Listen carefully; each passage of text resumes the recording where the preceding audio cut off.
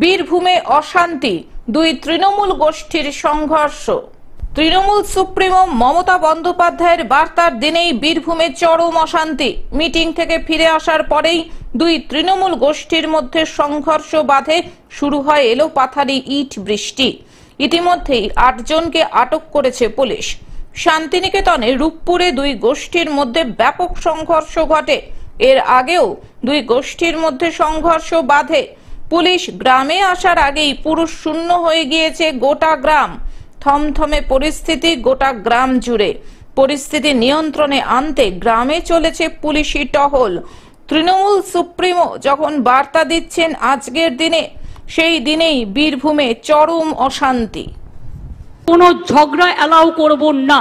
আমাকে 365 দিন কাজ করে যেতে হয় মানুষের জন্য।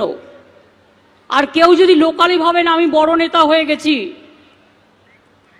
পার্টিটাকে না ভালোবেসে নিজেকে ভালোবাসবো, সেটা হবে না, সেটা করা যাবে না।